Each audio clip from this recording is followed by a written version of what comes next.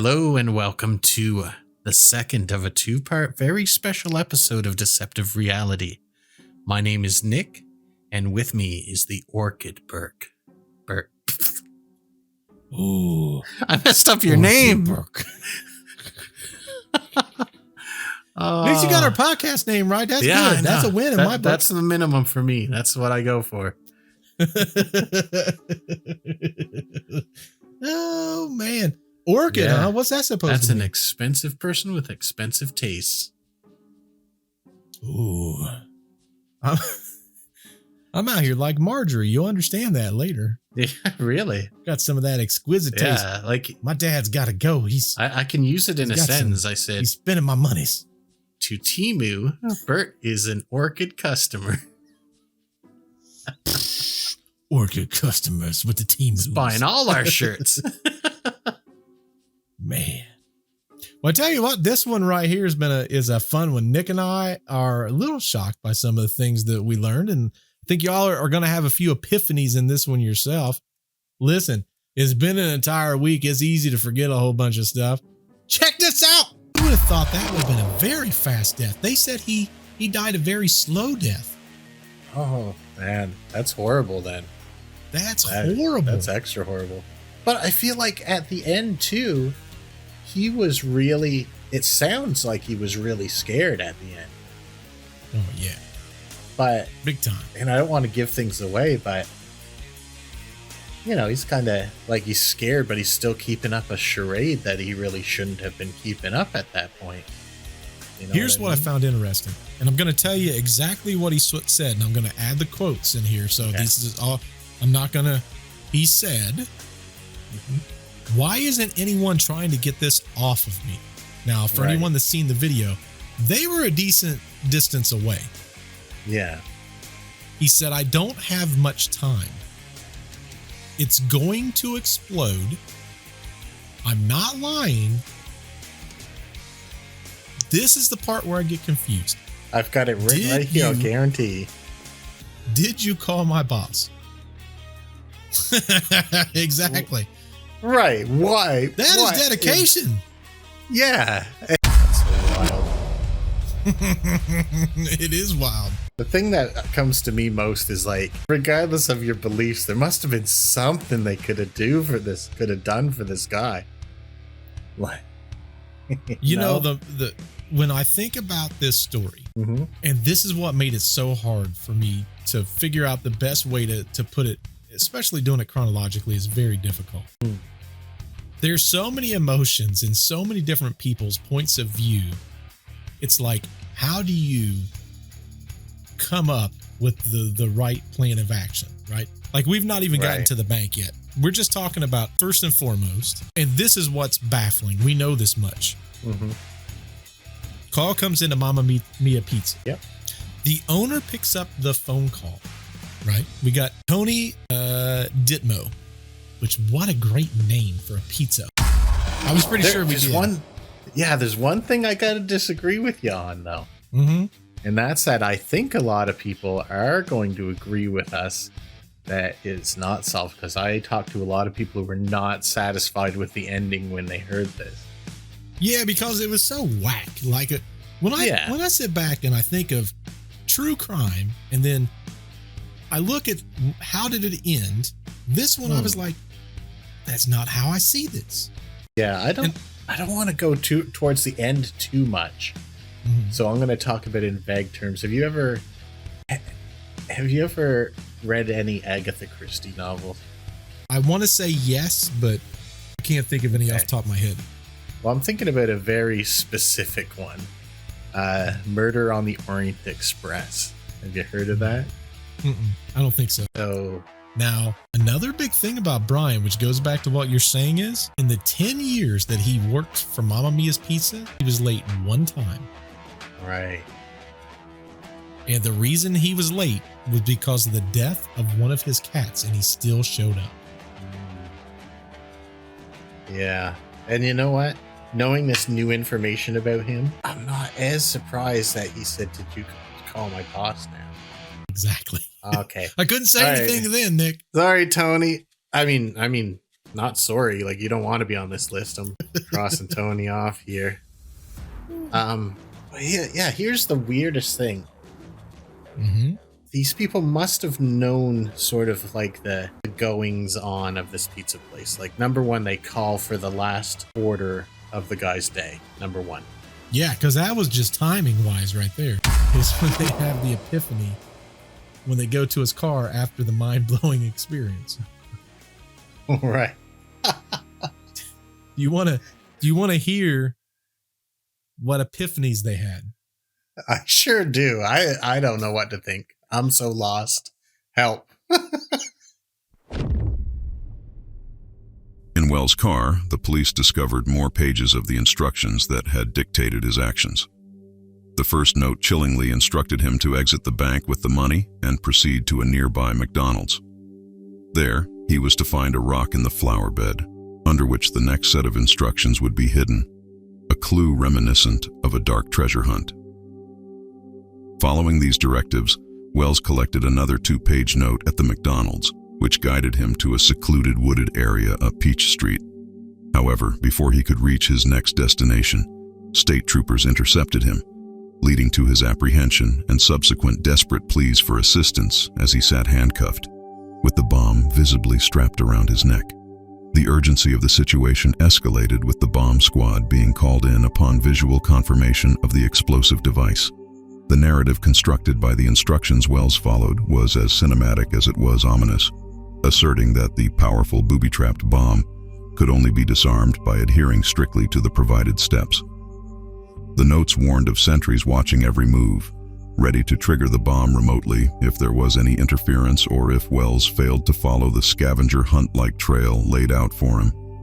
The scheme laid out a daunting path, requiring Wells to navigate around the city, collecting various passwords, clues, and keys to deactivate the bomb. This sinister game implied a possible escape route for Wells, yet the reality was grim. The expectations set by the instructions were nearly impossible. Robbing a bank for $250,000, evading police capture, and completing a complex scavenger hunt, all while under the constant threat of a ticking bomb. Reflecting on the intricate and cruel nature of this plan, it becomes apparent that the odds were heavily stacked against Wells. The plot's feasibility hinged on a series of events unfolding without a hitch in a public setting, underestimating the likelihood of immediate law enforcement intervention. This miscalculation, or perhaps intentional disregard for Wells's safety, casts a dark shadow over the intentions behind the collar bomb plot, suggesting that Brian Wells may have been doomed from the start. But they didn't get their money either. That's what doesn't make sense, Nick. Think about this. Think about it. Just forget everything we've talked about. Mm-hmm. Everything. Let's say you and I are concocting this genius idea, Nick. I don't want to go to a bank and rob it. We're gonna trick someone into believing that we're gonna kill them with a bomb. Right. Would you send them on a scavenger hunt before you got your money? I sure would not. I was just thinking about this. I don't know if I'd bother to use a real bomb. No. This guy seems like he's super into doing this anyway. Yeah. None of it makes sense. Like, he could have left the money under the rock and took the new instructions and continued on his way. Now, here's what I think. I think. This has not been said. This is Bert speculating. Right. Allegedly. Allegedly. The note inside of his car said,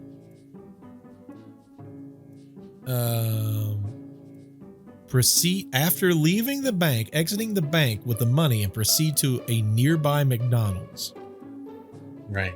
Didn't even tell him what McDonald's to go to, but I'm assuming, again, he works at the pizza joint. Yeah. This is the closest McDonald's. Yeah. It says there, you will find a rock in the flower bed. Right. Under which the next set of instructions would be hidden. Mm-hmm. So leave the bank, go to a nearby McDonald's, In the flower bed, you're going to find a rock with your instructions on what to do next. If I'm trying to get this money, I would not send him to a McDonald's.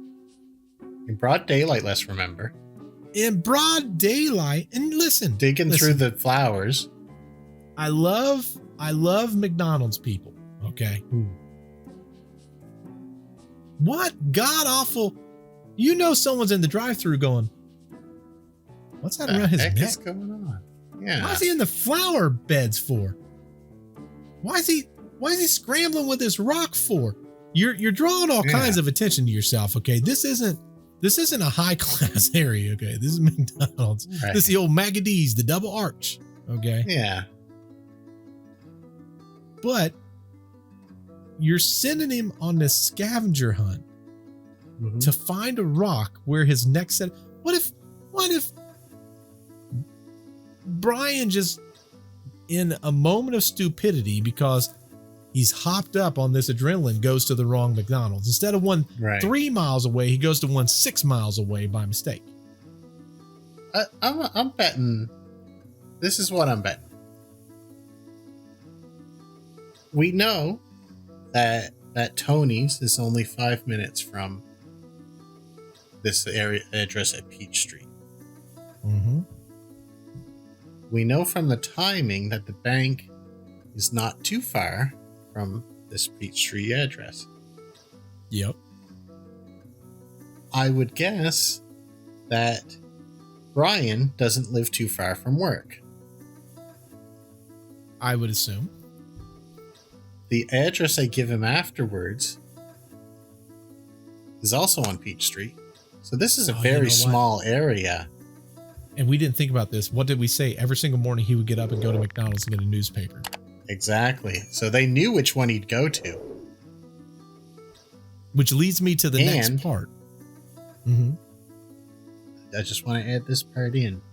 They're also familiar enough with the McDonald's to know that there's no camera pointed at that flower bed. Otherwise, the cops would have checked the camera and found out who put the instructions there. That is true. Which also makes me think that they met him at this McDonald's. Very well could have. And if you think about it, his next instruction, which is where I was getting to, and I forgot where I was at because I got so dumbfounded by all this. You will find a rock in the flower bed under which the next set of instructions will be hidden. And the next set of instructions, which is where they stopped him on the way to. Right. It was also Peach Street, was it not? Yes. You know why I think they sent him to McDonald's first? And why? Because they were watching that McDonald's, since Peach Street isn't far away, to see if he had a tail. They didn't want him coming directly to them. Which makes me think he wouldn't be in on it, because if he was along with it, why would he follow through with the sinister plot? That doesn't make sense. Right. But they told him to go to the secluded wooded area up on Peach Tree. Or I'm sorry, Peach Street. Right. So this is 2 stops on Peach Street. Now I'm thinking he delivered the pizzas, plural, on Peach Street. I bet they was sending him to that secluded woods. Why do you never go to a secluded area? People take care of people there. You know? Yes. I think that's what was going to happen. That's what the sinister plan was. Get him there, rob him, get the money, and then stop everything from there. They probably would have just let the bomb tick down there with none of the cops around. You would think so. Right. But there's more to the story to come, which means that they did plan on this going further. They did plan on this going further. Was there more clues up ahead? Well, I guess we can't know that really. At this stage. Right. Not at this stage. This is so convoluted. Yes. Oh, now I still don't know if he's in on it or not. But the thing is, they said we're going to have sentries watching. Yeah. So in his mind, they're watching him at all points in time. Yeah, that's true. That is true. I kind of like your earlier theory that they coaxed him up to a point, and then they're like, no, we're actually serious. Like, I think they were like, buddy, we're going to pull this scam. And then they're like, guess what? That's a real bomb and we're serious. That would be my guess. Yeah. So.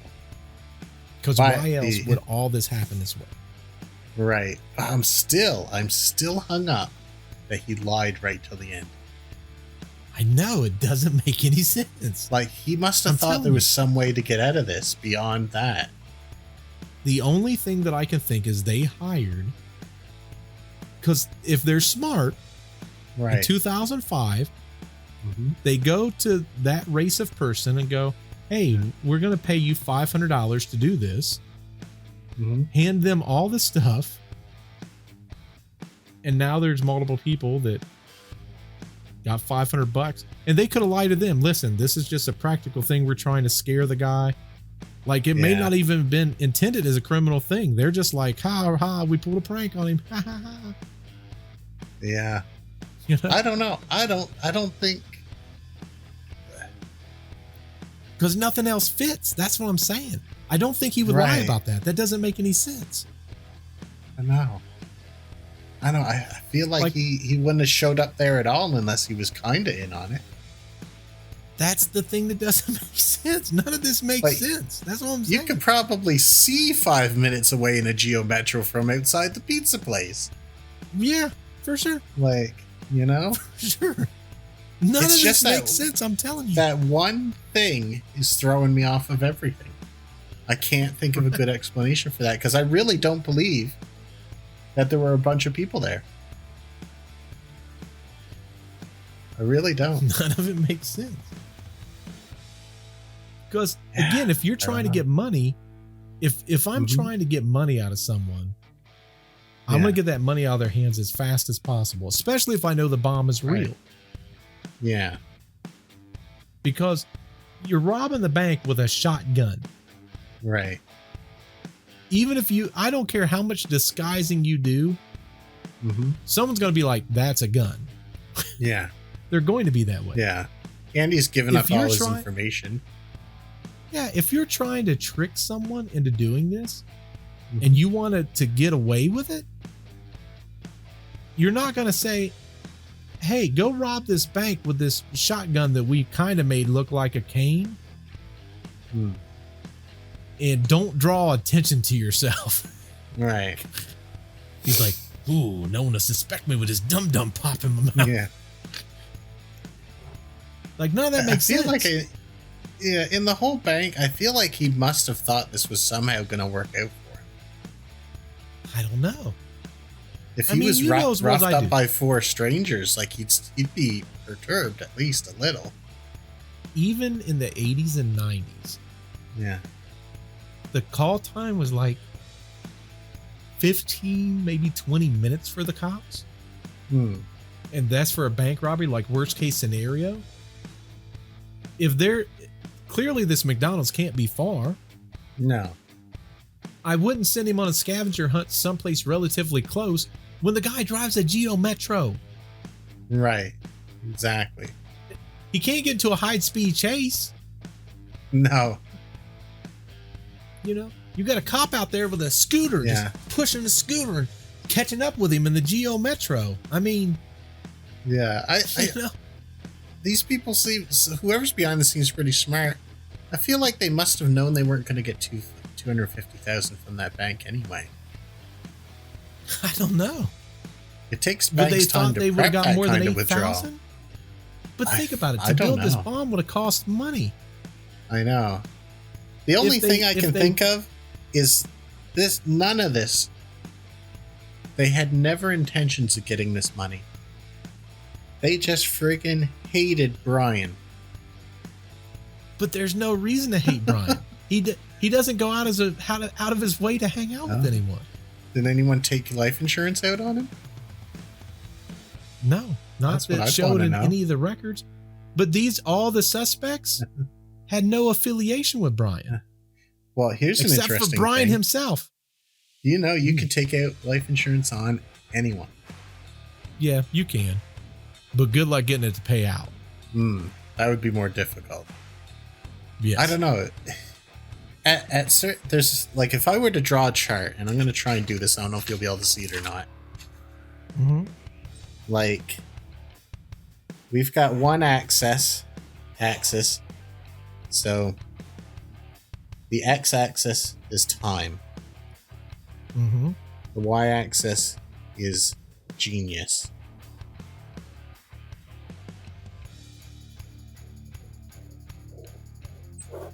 This is how this plan's been going. I don't know if you can see that or not. Oh, 100%. Yeah. That's exactly, like, that's exactly what this is. We'll have to maybe post that or something, but what I basically drew is, it almost seems like two masterminds split up the plan into equal portions, and one of them's incredibly smart and the other one's incredibly stupid, and they piece the plan together that way, because you'll have a genius segment, a dumb segment, genius segment, dumb segment. I'm guessing at least two people who didn't want to tell the other one that they're dumb. All I can say is none of this makes any sense. No. At all. This is ridiculous. When I look at this, I think to myself, how in the world did they ever, any of them, think this was going to work? He got away with the money. Yeah. He got caught after going to the first place. Right. And heading to the second place. Mm-hmm. That's where he got caught. He didn't get caught out in front of the bank. I don't know if they accounted on this guy being just like he seemed like such a predictable guy, but then none of his behavior during the situation has been predictable. Because here's the thing. If I'm Brian, I'm thinking to myself, right. He's out there and he goes, flip my page here. Okay. I robbed the bank. Now I'll go to the McDonald's. Jumps in the car. He's like, to the McDonald's we go.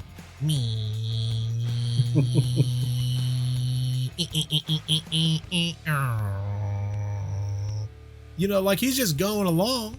Yeah. And it's not like everyone didn't go outside the bank and go, everyone get the tag number. Yeah. Hurry up. No, someone get a pen. I can still see the tag. Yeah. Well, why would they even bother? He gave him his license, insurance, and registration in the envelope. Yeah. I mean, none of it let makes him sense. go. That's what I'm saying. None of this makes sense. Now, we talked about the scavenger hunt. And you're like, right. You know, clearly, you know, this is where it ends. Do you want to hear how I know there was more to it? Yeah, I do, because I think this is a big deal. Like, to know that. This is a very big deal. Here you go. Here's how I know, Nick. In the aftermath of the tragedy, law enforcement officers attempted to piece together the puzzle left behind by following the trail of clues outlined in Wells's instructions. Hours after his death, they embarked on the same grim scavenger hunt, hoping to unravel the plot and identify those responsible. They moved from location to location, each clue leading them deeper into the web of conspiracy, until they reached a point where the trail went cold. A clue location turned up empty, indicating that the masterminds behind the scheme had aborted their plan once the police became involved. This abrupt end to the clue trail suggested a level of surveillance and control by the conspirators, who were ready to terminate their elaborate game to evade capture. The language used in the instructions, with references to we and us, hinted at the involvement of multiple individuals in orchestrating the crime. This collective pronoun usage in the notes painted a picture of a well-organized group rather than a lone wolf behind the intricate and deadly plot.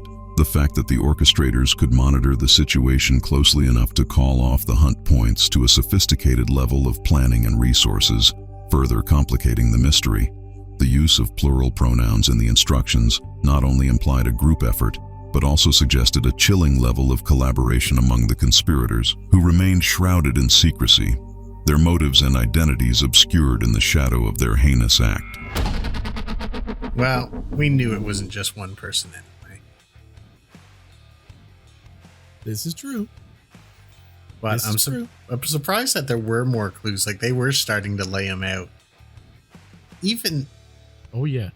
Like, I don't know if necessarily they aborted the plan, but I think they were far enough ahead in clues that Brian couldn't have made it there no matter what. It was impossible. Physically impossible for him to do it. Yeah. Because it was a timed right. bomb. Exactly. And they were just trying to lead him far enough away. This is where I think their plan broke down. They probably would have got the money at the next stop. He would have kept going further into the city, which I guess it's a big city or a big place anyway, you said, right? Yeah, Erie's relatively big. So they catch up with him. He explodes on the other side of the city. Now they've got a whole wide area they've got to search. I think it broke down because they didn't know that it would get stopped before they got out of their actual home turf. I think that whole area was where everything went down. My thought process is he would have went to that secluded woods. Mm-hmm. They would have said, give us the money, because they didn't tell him where to go to secluded woods. Yeah. Which means someone was waiting on him. Right. Here's your next task. Mm-hmm. They hand him, or they tell him where to go. They ended up finding what was supposed to be there. Right. Then the cops went to the next series, and what they figured out was, based on the time frame from the time they found the guy, impossible. Yeah. Yeah. Physically impossible. Yeah. But my guess is the secluded woods, someone was waiting. Mm-hmm. They would probably flag him down. Hey, here's your next one. You got to leave the money here. Yep. Yep. I'm right on board with you, man. He would have drove off into the sunset to get to the next one, and he would have had a Skull Island moment. Yep. Exactly. We got you for what we needed you for. Yep. Now go here and be gone. Go over here and dig this hole. Yeah, exactly, right? And just for anyone wondering, watch the Oak Island episodes. Yeah, the Oak Island episode. When you get to the Skull Island, Brian just got Skull Island. Yeah, you might not have heard this before. Not a lot of people have come up with this theory, so interesting to listen to. But yeah, I think you're right. It's an old hit in the dome, so to speak. Yep. Yeah, and that would have taken him away and drawn the cops away. This all happened too early in the plan. Correct. But horrible planning on their part. Right. Horrible planning. Because, again, you sent him on, even just sending him to the first McDonald's was a mistake. Mm-hmm. Mm-hmm. Absolute mistake. Yeah. Here's what you do. You send him to the secluded woods first. Right. Because clearly that was far enough away. Mm-hmm. But it's secluded. You could just say, dude, I was in the woods. I don't know why that guy was coming here. Yeah, exactly. Dude, we was just taking photos of wildlife. Like, you come up with a million different alibis for why you're in a secluded woods. Well, if you're far enough back, you could have left long before they even got there anyway. Long before. If you would have saw the cops trailing them. Yeah. I mean, not for me. They're after a bank robber. They're not looking for evil geniuses in the woods, so they're coming with their lights flashing. You would have saw them a mile away. Correct. So, whoever concocted the story, smart enough to build a bomb, dumb enough to come up with whatever this harebrained idea was. That's why I think they split this plan up 50-50, and they just, the smarter one did part, and the dumber one did other parts. See, and the story right now is a little weird. It's a little weird. Like, you sit there and you go, what in the world is going on? Like, I'm completely confused with what's happening here. It's about to take an absolute turn, because the next thing we're doing is we're talking about the suspects. Right. This is where it's going to get real interesting. Because not like it hasn't been already, but there's certain things about these suspects that questionable best. Do you remember what happened with the suspects, Nick? Only vaguely. And I don't want to say what I know already. I do remember the freezer. But I want the narration to tell us about that. I don't Like, I know a lot about this stuff coming up. I don't want to say it now. I want to hear about it and then respond to it, kind of thing. Why don't we let them hear about the first suspect, who was, if any of them could potentially do the bomb? I think this person probably is the best one to do the bomb. And then it might tell you a little bit of an interesting story to where you go, what in the heck does this have to do with this story? William A. Rothstein stood out in Erie, Pennsylvania, not just for his towering 6'6" stature, but also for his unique appearance, always dressed in dungarees and chest pouches filled with pens and notebooks. Known for his engineering skills and ability to speak multiple languages, Rothstein's life took a dark turn when he called the police to report a frozen body in his garage freezer. This body at 8645 Peach Street, later identified as James Roden, was connected to Marjorie Deal Armstrong, Rothstein's ex-fiancée, and a figure with her own troubled past. Rothstein claimed he was storing the body as a favor to Deal Armstrong, thrusting him into the heart of a complex narrative intertwined with the collar bomb case. The discovery of James Roden's body in William Rothstein's freezer added a macabre layer to the already convoluted collar bomb mystery. Roden, who was in a relationship with Marjorie Deal Armstrong, Rothstein's twice-fiancée, met a violent end, allegedly at Deal Armstrong's hands. Rothstein's involvement deepened as he admitted to aiding her in the aftermath of the crime, actions that starkly contradicted his later attempts to distance himself from the entire collar bomb affair. Rothstein's credibility further eroded with the discovery of a note in his house for those that don't plan to be alive, where he inexplicably referenced the Wells case, stating, "This has nothing to do with the Wells case." This unsolicited denial, coupled with the timing of its discovery, fueled suspicion and curiosity about his true role and mental state. Despite his claims of innocence in the collar bomb plot, Rothstein's actions and the proximity of his home to crucial locations in the Wells case suggested a deeper, more sinister involvement than he was willing to admit. This tangled web of connections, his mechanical skills, and the peculiar mention of the Wells case in his note painted a picture of a man caught in a spiral, possibly struggling with the gravity of his entanglements. Couldn't write fast enough to keep up with all. There was so much. A lot of info on there. A lot of info. This person, listen, there's so many things with this person. Yeah. Oh, so this person's name, just to make sure I caught it, was it like Deal Rothschild? No. So Rothstein. His name is William A. Rothstein. Oh, I don't know where I got that other part. A. Rothstein. Okay. And he had an on and off girlfriend named Marjorie Armstrong? No. So her name was Marjorie. She's got a very weird last name. We'll just call her Marjorie then. Yeah. It's Marjorie. It's like Dale. Oh, that's where I got that two-part name. Yeah. Yeah. We'll just call her Marjorie, and she was seeing a guy named Roden. Something like that. So, yeah. So what? This is why this is so confusing. Yeah. We've got the main suspect for us right now. Mm-hmm. The main suspect is our boy William A. Rothstein. He's dating Marjorie. Marjorie was dating James Roden. Ah, there we are. Roden. Yeah. Yeah. Now James ended up in a place he ought to have been. Yeah, Forge Door. Should not. I mean, listen.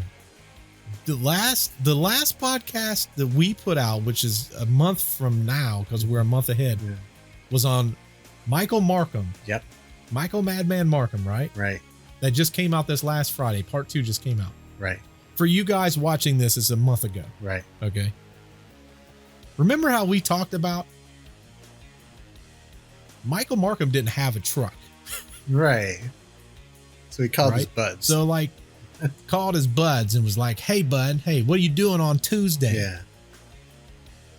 Why, nothing. Like, what you got? Man, I need something moved, man. Well, what do you need moved? Just come on. Just come over. Listen, we'll talk about it when you get here, okay? I mean, that's some salesmanship. They get there. Hey, we're going to steal these transformers over here. Okay? Right. Impressive. Yeah. Now, Marjorie, like, hey, William. Hey, what you got going on, man? Nothing. Hey, listen. Remember my little boy toy, James? Remember him? Yeah, he did. Listen, I shot the life out of him with a shotgun. Hey, can I put him in your freezer? Yeah. Like, what? Where am I going to put my deer meat? Yes. That's my point. Like, that's salesmanship. We thought Michael Markham was salesmanship. This is salesmanship. So I know she's not, but Marjorie's got to be the most charming, beautiful person that's ever been on the face of this earth. Because she convinced some guy to store some other guy in his freezer, number one. It's seeming likely that she probably convinced Brian to do all kinds of zany adventures. Like, she's got to be super persuasive. My running theory right now is she's the voice who's not too great at making plans, and the other guy's the genius who does the technical details. Here's my favorite part. Hey, William, can we put him in the freezer? Man, I don't know how I feel about that. I don't know, man. Man, it's dead, man. Another dead man's body. How long is it going to be in there? Until like next Tuesday or something. Okay, fine. But then she's like, we could always put him in the ice grinder. That was where the line was drawn. I was like, listen, that's too far. We're putting him in the freezer. I'm not putting him in no ice grinder. Yeah. Like, he had some type of a moral compass. Yeah, some type. But I'll tell you one thing. Don't agree to things like that, because a week turns into a month turns into a year. Which we determined. Yeah, don't store anything for people. Well, and like I said, the police ended up going over to the house because he reported this. Right. He reported it to the police. He self-reported that. Everything had already happened with Brian. My favorite part is they get there. They find a "I'm not going to live anymore" note, right, as I like to put it. Yeah.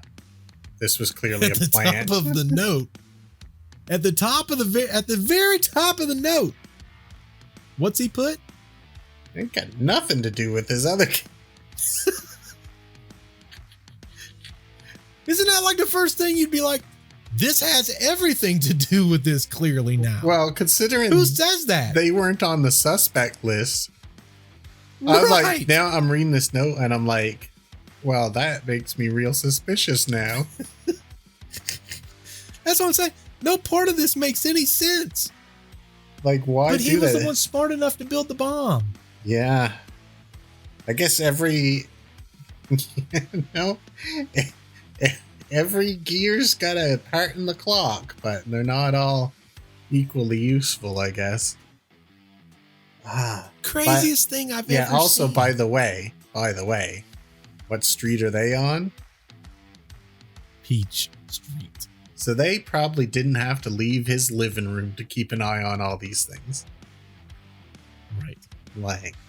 Now, one thing that makes him, at least at a minimum, implemented in this, when they searched his home, they found power tools, welders, pliers, and old machinery that would have all been used to create this bomb. Yeah. I think it's pretty clear what his part is in this. Yeah. So at a minimum, he at least built this bomb. Yep. I think he's the technical guy. I don't think necessarily much of the plan maybe was his, but I think he put out some details for this. So where this is going to be somewhat handy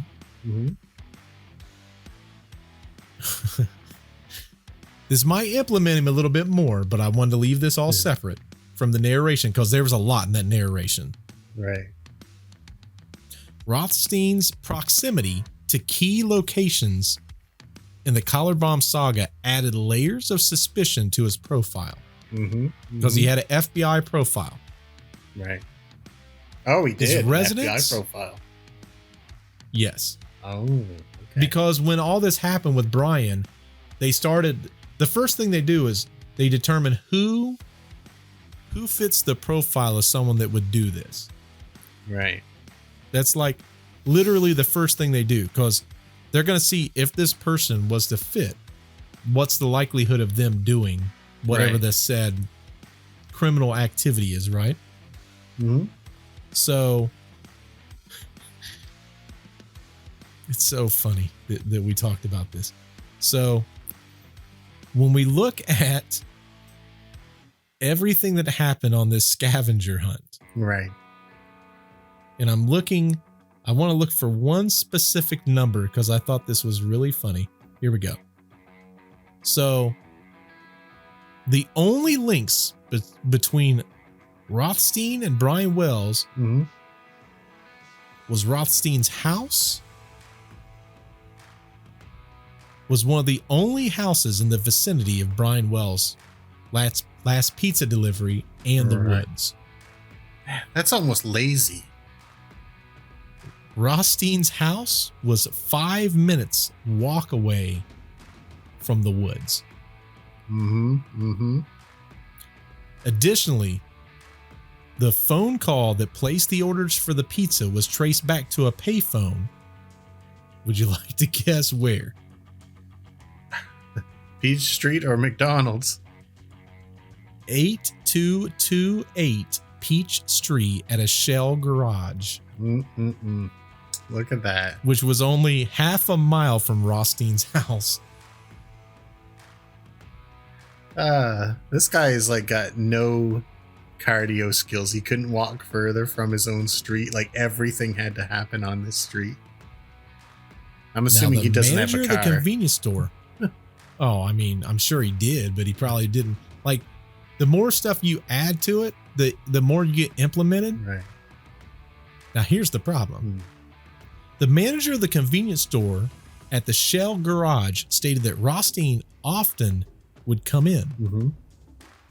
He'd come in and buy newspapers and cookies. He'd sit outside in his car and have pizza. Right. Oh, he does have a car. Wait, and have pizza? Brunch, read the paper. That's an exact quote. Rothstein also used to make calls from their payphone. What other things was he up to? That's what I'm saying. So where the phone call came in was the same payphone he's been seen using in the past. His house is next to the woods. I know, next to the power station, everything, and the radio station. Everything. Sorry. Radio station next to the secluded woods. Yeah. Like, it's not looking real good. No, they definitely counted on Brian getting further down the clue list. They must have. They must have.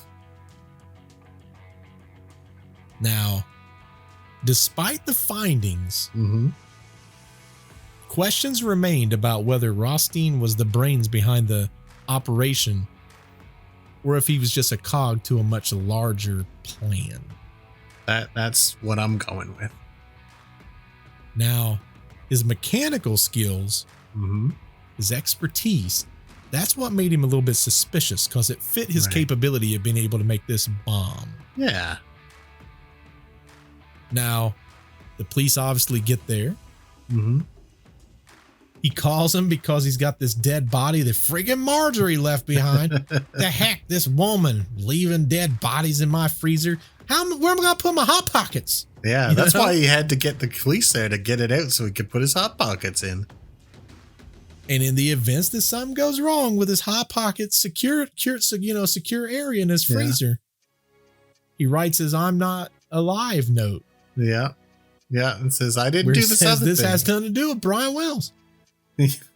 Don't even, if you're expecting this to be about Brian Wells, just don't even read it because it has nothing to do with him. Like if someone comes to me and they're like, listen, I'm about to tell you something, but it has nothing to do with this over here. The first thing I think is this absolutely has 100% to do with this over here. Then it's like if I know the cops are coming to my house, I write not for the cops on everything that I don't want the cops to see.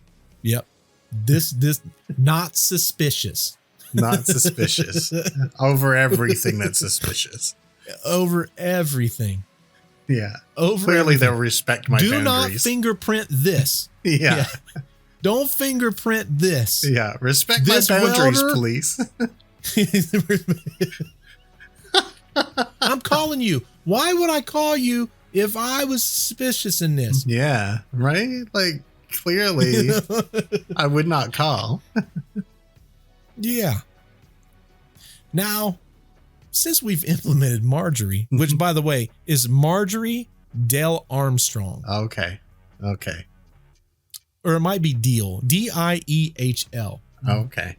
I'm just going to call her Marjorie. Dale, I don't need to get into the nitty gritty. Marjorie's good. Yeah. Why don't we talk about Miss Marjorie a little bit? What do you think? Yeah, I think she's the temptress. She's the one who's making these fellas do things that they shouldn't be doing. That's my thought. Very well could be. Very well could be. Yeah. Let's see what old Marjorie got going on. Yes, please. Marjorie Diehl Armstrong stood out in Erie, Pennsylvania, not just for her intelligence, but also for her notorious and eccentric reputation. Her involvement in the case gained significant attention following Rothstein's disclosure of James Roden's murder, leading police to her cluttered home. Inside, the chaotic conditions were so severe that investigators had to wear toxic hazard protection to navigate through the mounds of dog droppings, clothes cluttered all over, and fast food containers that filled her living space. Diehl Armstrong's past was marked by violence and tragedy. She admitted to fatally shooting her boyfriend Robert Thomas in 1984, a crime for which she was acquitted on claims of self-defense against domestic abuse. Her marital history was equally tragic, with her first husband dying by hanging, which was ruled of his causing, and her second husband meeting a mysterious end after a fall at home. Classmates from her high school days remembered her as exceptionally smart, a trait that over the years became entangled with her deteriorating mental health. Diagnosed with bipolar disorder, paranoia, and narcissism, Diehl Armstrong exhibited severe mood swings and a tendency for rapid, unstoppable speech, indicating a mind in constant turmoil. Marjorie Diehl Armstrong was infamous in Erie for her manipulative nature and her unwavering belief in her intellectual superiority. Her past interactions painted her as someone who thrived on control and the perception of being smarter than others. Brad Falk, the local district attorney and her former high school classmate, characterized her as believing she could outmaneuver everyone and emerge victorious in any situation, a trait she had maintained for decades.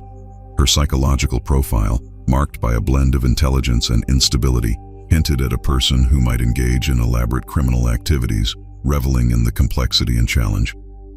The collar bomb case, with its intricate planning and execution, seemed to align with such a personality.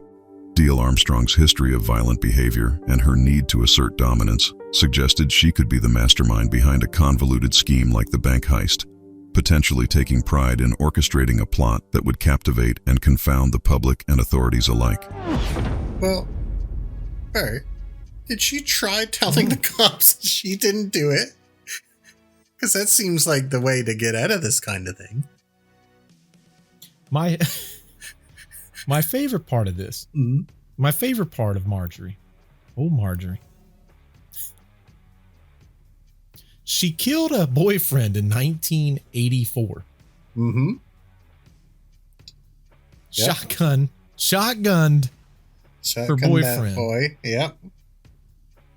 And then said, well, self-defense. He trying to hurt me. Yep. We get some husbands Court was to like, throw in. Court's like, I believe her. Yep. Self-defense. So then she gets married. Her first husband unalives himself by hanging. Yep. Coincidence. Coincidence, surely. What I didn't add was the second husband, a mysterious fall in the house, was face first into a coffee table. Oh, yes, that happens. That he did not survive. as it happens quite frequently. And then the next boyfriend's in the freezer, who died how? Shot again, wasn't he? With a shotgun. Yeah. So. She seems to have a thing for shotguns. And what did Brian have? Shotgun. No, Kane. Shotgun Kane. So, isn't that a coincidence? Marjorie, all the stuff that they said about her, she's incredibly intelligent, a narcissist, manipulative nature, all this stuff, and she thinks that she can outwit people. But I think she's got evidence to prove that she can manipulate people. Well, what she was diagnosed with, these were actual diagnoses. Right. She had multiple mental illnesses, including bipolar disorder, paranoia, and narcissism. Yeah. She had wild mood swings. And when things would become too much, she had rapid fire speech. So she could not stop. She just kept going and going and going and going and going and going and going and going and going. I specifically have met someone like that before with those same diagnoses, or very similar. And I'll tell you, it's unnerving. Yeah, they probably got a dead body in someone's freezer. I would wonder about that. Like, I was alone with them one time when they hit one of those episodes where they were rapid fire speaking. And I was like, I'm a decently big dude. And I was like, I have got to get this girl out of my car. I am gonna get killed somehow. Oh, and you may have. I mean, this is a clear indicator. When they talked to Brad Falk, who attended the same school as Marjorie, right? He described her as, quote, this is his quote, one of those folks that thinks she's smarter and slicker and brighter than everyone else, and that at the end of the day, she believes she'll win or she'll prevail on anything that she does. It's the way she's been for 40 years, end quote. That's exactly what he said. Well, I gotta say, all this stuff she's gotten away with, she ain't wrong. Like, she has gotten away with a ton of stuff. She's got all the evidence in the world that she is smarter than people. Well, I said that the FBI was building a profiler, right? You know what the FBI's profiler was? What? The person would likely be a hoarder, comfortable with shop machines and power tools. Right. The collar bomb also had access to work with these tools, along with taking pride in their creation with dual purposes, a collar and a bomb, and a cane and a shotgun. They would have had a violent past and a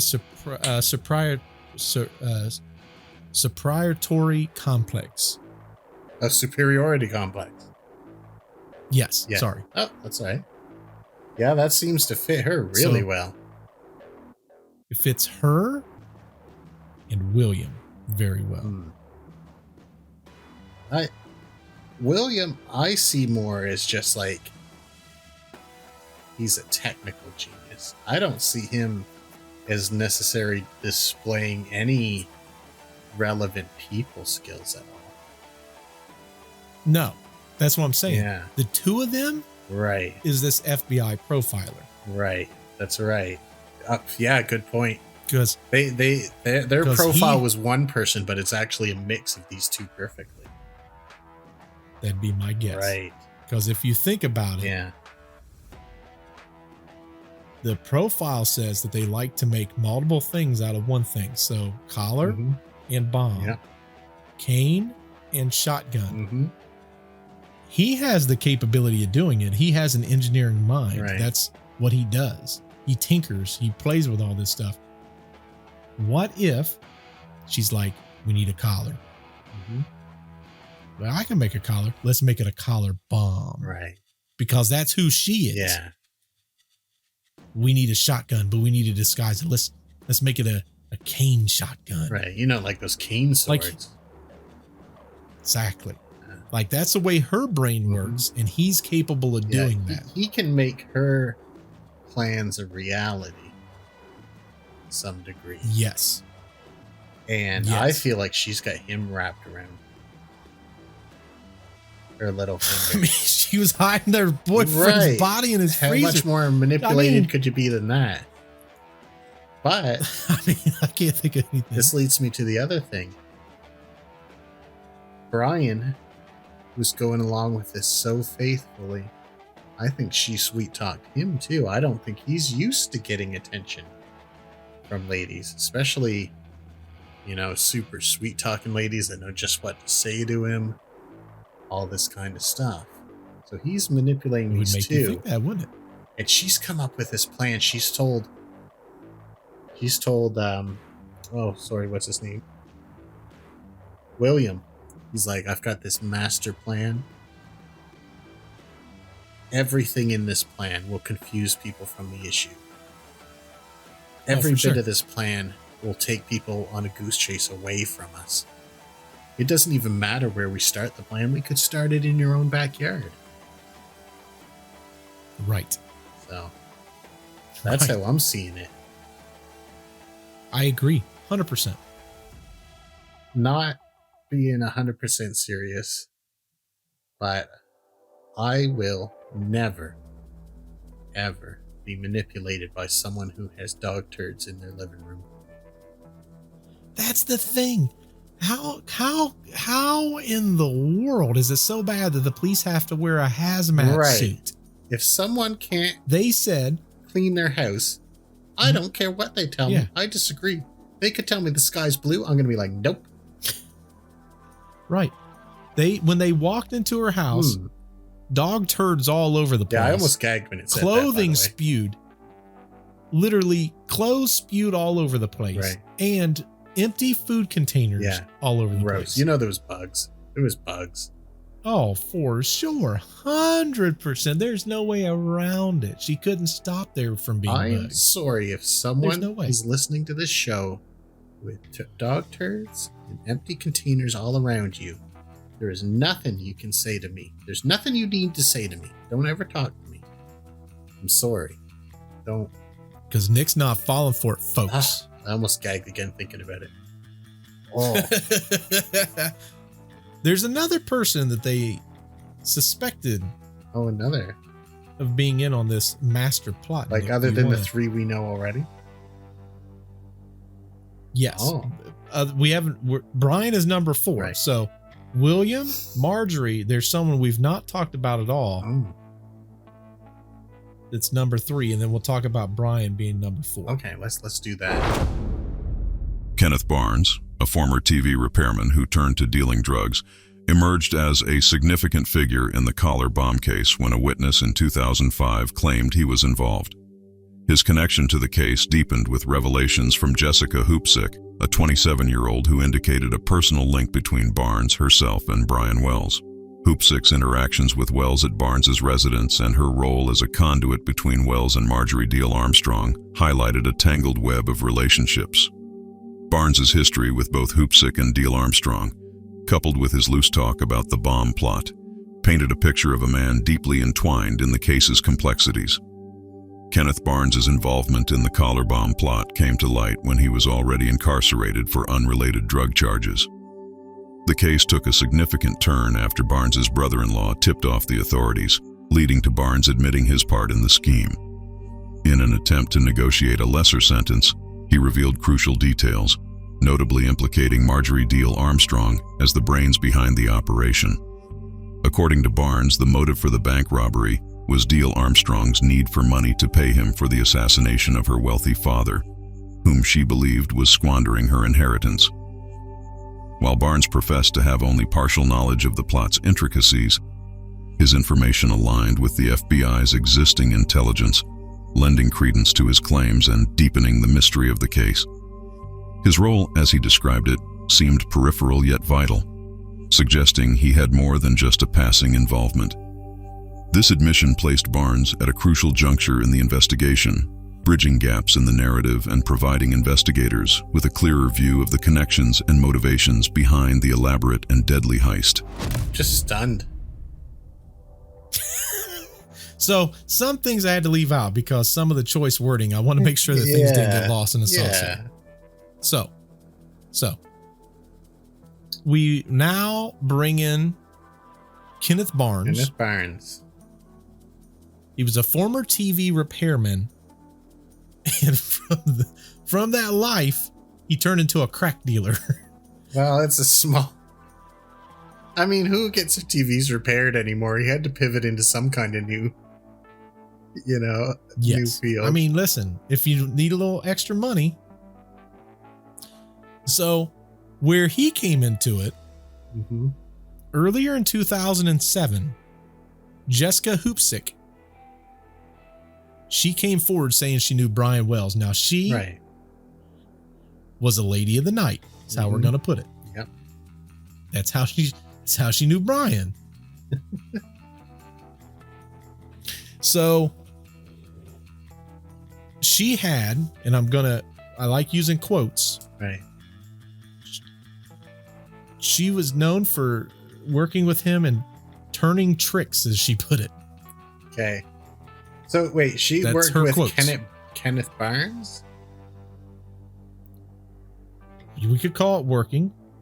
She was an associate of Kenneth Barnes. He was a customer.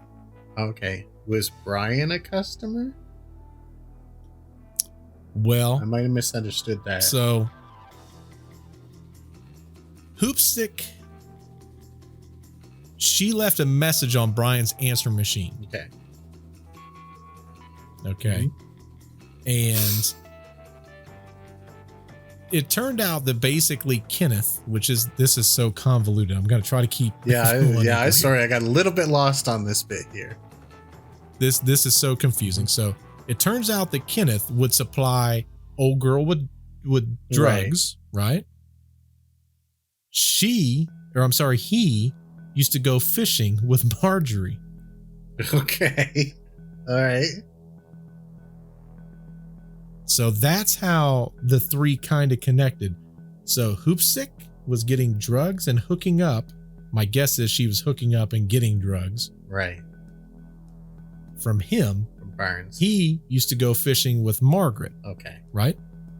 Gotcha. I'm just trying to paint this so everyone kind of keeps up. Yep. So Barnes started kind of speaking freely. Old girl got in trouble. She got caught and she's like, here, let me tell you a little info. Gives a little bit of info up. Right. So then they go to Barnes. Now Barnes, he doesn't want to get in trouble. So he starts talking, hey, you want to know some stuff about this collar bomb? Seems like a poor choice of directions to go, but all right.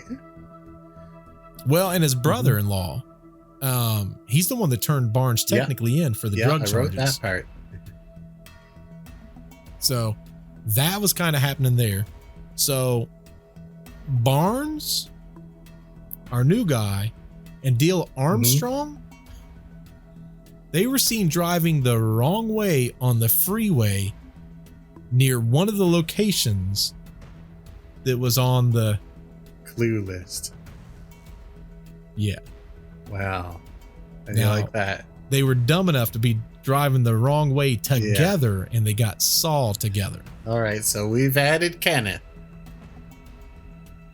So Kenneth said once he got caught, listen, best part.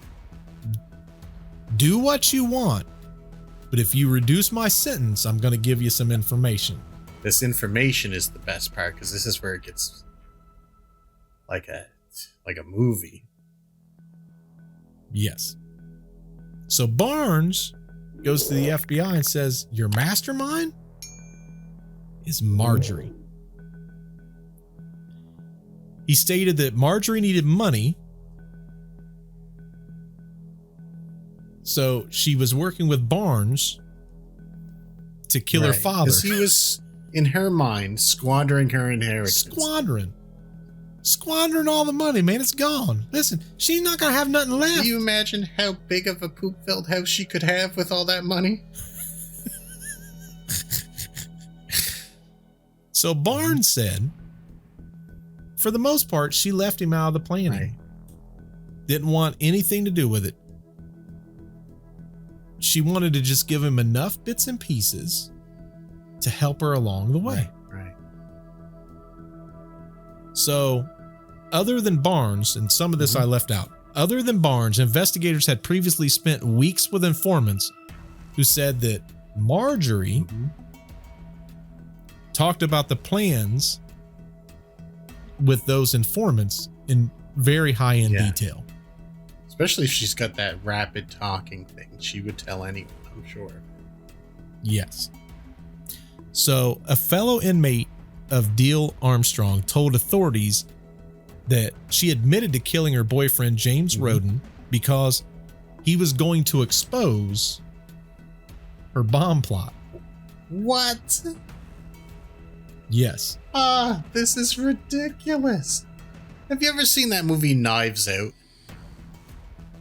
No. It's basically a modern day. It's very good, by the way, where all kinds of people get together and all of them are suspects of a crime, and all of them all have these ridiculous backstories of why they needed to do this and that. This is just like that. That's this. Have you ever seen the movie A Simple Plan? I feel like I have, but I can't remember. It's got Billy Bob Thornton in it. It's like one of his first movies, but what ends up happening is a plane falls from the sky and a guy goes out on a snowmobile and finds the plane that's got like a few $1 million inside of it. They're going to tell the cops, but then they go, wait a second. This plane's been out here for a long time. This might be drug cartel money. No one would know this money's here. We can take the money, but we gotta take some time before we spend any of it. So that way we make sure that no one's looking for it. Right. So it's him and his brother, and then they end up telling his friend, and now all three of them's trying to get this money. Oh, it's like, and they start concocting all these stories. Yeah, it's a lot like that. Same thing. Yeah. So she killed the guy that's in the freezer of Williams because he was going to tell the cops about the whole bomb plot. You know what? Why don't you just go directly to killing her dad? Not like you should kill anyone, but she's killed a lot of people. Why why go through all this rigmarole? That's what doesn't make sense. I think it's because they would be scared that she was the direct link to her dad versus the other one. She had what she deemed was a viable excuse. You know what the title of these episodes are going to need to be? Quotations. What? This is what doesn't make sense. Exactly right. Like we've said that so many times right now. Now, the FBI met with Marjorie while she was serving time for the murder of James. They had enough to convince her of that. Yeah. Convict her of that, right? So Marjorie promised to tell them everything if they would transfer to Muncie State Penitentiary in Cambridge Springs, which was a minimum security prison. Oh, yeah. That's what I'd do too. Which was also closer to Erie, right? Yeah. The FBI insisted, or Marjorie insisted that the FBI, that she had nothing to do with the collar bomb plot. She had nothing to do with it. But she did supply the kitchen timers to use in the bomb. Oh, well, that's something to do with it, I feel like. And was within 1 mile of the bank robbery when it happened. I see. She also agreed to drive around Erie with the agents and show them where she had been that day, linking her to several locations of the crime. Man, her genius is up and down. Marjorie also admitted to the FBI that on the day that Brian died, our boy Brian, she had gone to the Shell station with her Jeep and bought 10 gallons of gas. Rothstein and Barnes was also with her. Oh my goodness. Rothstein had also used the payphone before Wells died. Yep. Implying that Rothstein made the phone call to the pizzeria. She also claimed that she would provide no further information unless she was granted immunity. Come on, Marjorie. That's my favorite part. Let me take you from the first moment until the last moment. But I'm not going to tell you anymore unless you give me immunity. It reminds me of Hagrid and Harry Potter. He's like, I shouldn't have said that. Yes, exactly. To which the FBI politely responded, we have enough to literally implement. You told us you gave the timer for the bomb. Right. You was with these two other people. One used a payphone that we traced back moments before Brian died. You took us to the other spots that we know was part of the plot. Yeah. Yeah. Question is, where'd the pizzas go? That's a real good question because they had sausage on them too. Yeah, that's the best way. That's a good pizza. I like this. So the question becomes, we can almost say these three people had something to do with it.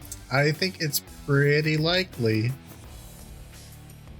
The question is, did Brian have anything to do about it? Do you want to hear about Brian? I do want to hear about Brian, although I feel like we're not going to, it's not going to solidify that part for me somehow. But I want to hear it anyway, nonetheless. Brian Wells' calm demeanor during the robbery raised eyebrows. His lack of panic, even when faced with the life-threatening situation of having a bomb around his neck, puzzled investigators and witnesses alike. The absence of concrete evidence supporting his claim of being accosted and forced into the scheme by a group of unidentified assailants led to further scrutiny. This discrepancy in his story and behavior under such extreme circumstances made it difficult for authorities to fully dismiss his potential involvement in the plot. District Attorney Mary Beth Buchanan posited that Wells was not just an innocent victim but an active participant in the heist, collaborating with Rothstein, Barnes, and Deal Armstrong. This theory suggested that the plan was for Wells to rob the bank and then hand over the money to his co-conspirators. However, the plan went awry, leading to his abandonment by the group when the police intervened. The use of a live bomb, according to this view, was both a means to compel Wells' compliance and a method to ensure his silence if the plot failed. Yeah, I think that's where we're at. Well, here's the interesting thing. Yeah. They went to old Kenneth and they said, Kenneth, why would he be in on this if he's the one with the bomb strapped to his neck? That's what is not clicking. It doesn't make sense. Right. Kenneth Barnes claimed that Wells was willing to help with the promise of money because he was in a very expensive relationship. Oh, here we go. With the woman of the night, Jessica Hoopseek. That's why. And she had left a message on his phone answer machine, but only that once afterwards. Machine, yep. I think it was before. Okay. They found it in the logs before. Well, I mean, he's got plenty of time. His shift ends at 2 p.m. Well, they said supposedly Wells thought that the bomb was fake, so he agreed to wear it. Right. He was told that it was meant to just merely fool the cops. Right. That's what he was told. If he was caught, he could blame and show the threatening instructions. Right. This is what he did. Yes. Barnes claimed that Wells only realized that he was delivering the pizzas to the TV transmission tower and that the bomb was real the moment that he was locked into the device at gunpoint when he tried to run away. Right. Suspicious. Yeah. Doesn't click with me still. It doesn't me either. It doesn't make sense to me. Right. It does. None of this makes sense to me. But again, we're hearing this from people who were alive. Right. Brian can't answer any of this. That's right. So is Kenneth giving this information to reduce his time, but none of it's true? Here's the thing. Kenneth's account of the story doesn't make it better for them. It makes it worse. Right. So why would he lie to make his situation worse? I don't think he was smart. I guess not. Because if you go to the cops, even if this situation's worse, but you're providing them additional information, good point. It reduces your time. That is true. That is true. Hey, the part you can't figure out, I'll tell you. Right. You got to reduce my sentence. Yeah. It's just Brian's behavior is contrary to all of this. Right? Like, right. He's not worried about it until the very last moments. Right. Like, I think he probably only clued in when it started beeping. I think there's one really big lesson that we all need to learn. What's that? From this story. Men out there. If the woman's too expensive, don't strap a bomb to your neck. No matter what. That's good advice in general. That's solid advice. Right. Listen, that's deceptive reality advice. Well, actually, right we can from old Bert. We can shorten that. Don't strap a bomb to your neck. That's it. He was doing it for love, though, Nick. He's looking for love in all the wrong places. So. That's a song. Yeah, looking for love and looking for love in all the wrong places. I mean, that's what they're there for, but and she was expensive. I don't know. I mean, his Erie, PA. It couldn't have been that expensive, but he's working for a freaking pizza joint. So I mean, maybe. Yeah, I don't know. I mean, I got no, like, I don't judge him in any particular way about that, but I'm not into it, but some people are. Each their own. But that doesn't mean you get to go committing crimes and stuff like that. You can't do that. Can't do it, boys and girls. Take out a loan, pay off that. You know? Well, this last little segment just kind of paints a little picture of what happened towards the end, and then we're going to talk about after that. Is that fair? Yeah, let's do that. District Attorney Buchanan's evolving viewpoint suggested that Brian Wells transitioned from a co-conspirator to an unwitting participant, eventually betrayed in the heist. This narrative was complicated when the FBI posited the bomb plot as a lethal ruse, designed to be undetachable, ensuring Wells' demise regardless of any intervention. This led to speculation, including from retired FBI agent Jim Fisher, that the event was a premeditated first-degree murder, executed with exceptional cruelty. The aftermath of the investigation saw Marjorie Deal Armstrong sentenced to life in prison plus 30 years, maintaining her innocence and denying prior knowledge of Wells. Kenneth Barnes, having cooperated with authorities, received a reduced sentence, highlighting his partial involvement and cooperation. William Rothstein's death from cancer in 2004 meant he never faced charges, with some, including Fisher, suspecting him as the mastermind, eluding justice and taking crucial secrets to his grave. The case's resolution left enduring debates about Wells's role. Officially deemed a participant, many, including his family, contested this, arguing his innocence and highlighting actions during the robbery that suggested a lack of complicity. The case remains a point of contention, with some viewing Wells as initially complicit but ultimately a victim, while the extent of involvement of Dial Armstrong, Rothstein, and Barnes is broadly acknowledged, albeit with varying degrees of culpability and intent. Despite official conclusions, the narrative around Wells remains disputed. Well, Nick, the million-dollar question. Do you think that Brian had anything to do with this? really wish that wasn't the question at stake because I cannot answer that. I'll tell you what I think happened. I think, number one, that he was a goner from the moment the plot started. That Agreed. All the clues were to lead him far away and have him explode somewhere to draw the cops away from Peach Street, where those lazy people, those lazy criminals were hanging out. I think that he was involved in the plot. I think that I think here's the problems is the timeline of these things. I think we're all kind of thinking the same things, but the timeline is different. I think he thought right until the thing started beeping that it was fake. For sure. I think that's the moment he realized, because at that point he's like got this thing around his neck all day, hasn't done a thing. And then all of a sudden it starts beeping and he's like, wait, if this is fake, they wouldn't want it to start beeping.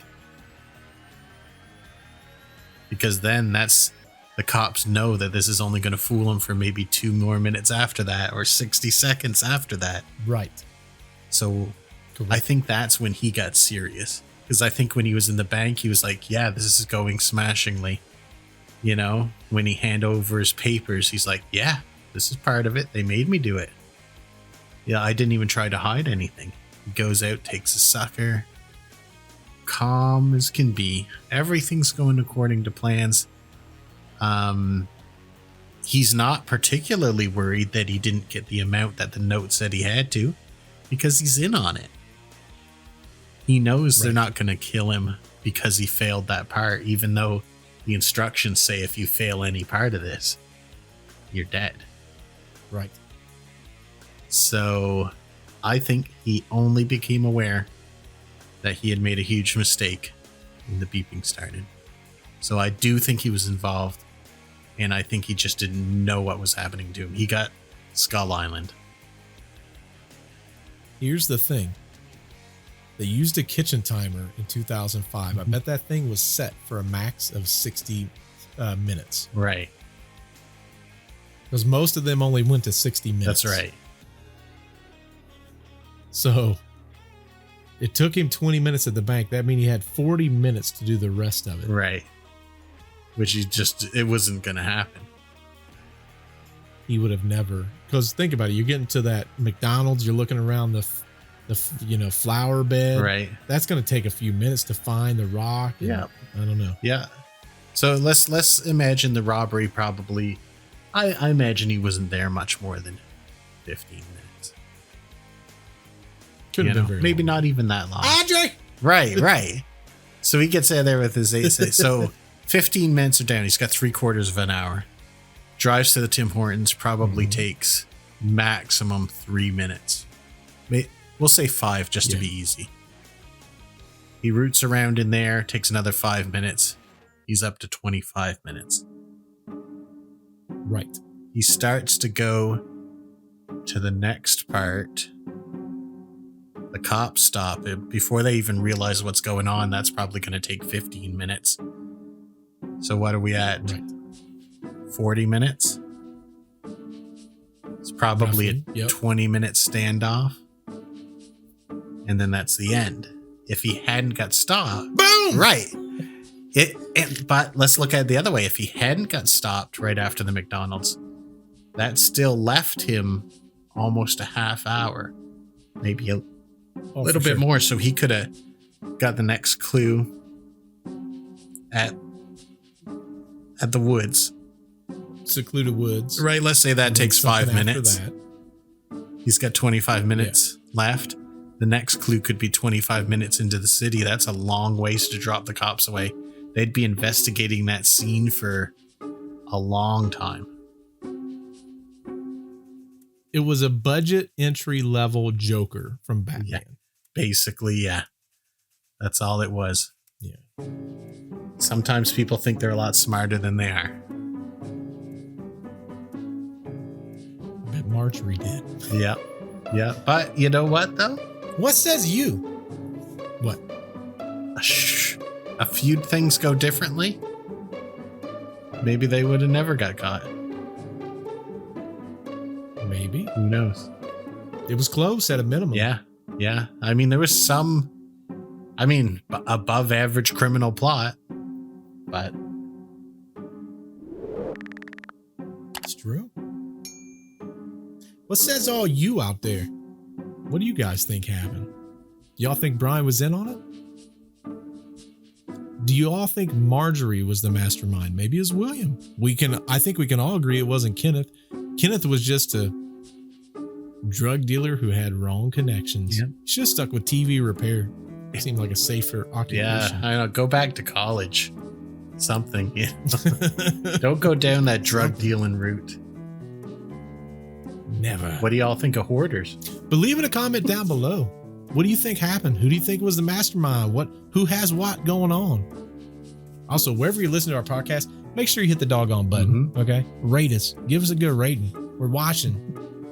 Samuel, we're watching you. Yeah, Sam, this ain't free. Had our eyes on you the whole time. Huh? See, what you say? This ain't free, Sam. Pay up. Click the like button. Yeah, it's not free, Sam. Click the freaking like button. The heck is wrong with you? Yeah. Well, hopefully y'all enjoyed this story. I enjoyed telling it. Some would say it's not an unsolved mysteries. I think it's extremely unsolved. None of this is solved even remotely close in my book. We're never going to know. That's all there is to it. Never going to know. And the only one who's still alive is Kenneth. Yep. And whatever her name was. But anyway, yeah. Until we all see you in the next podcast, goodbye. Bye-bye. Tick, tick, boom.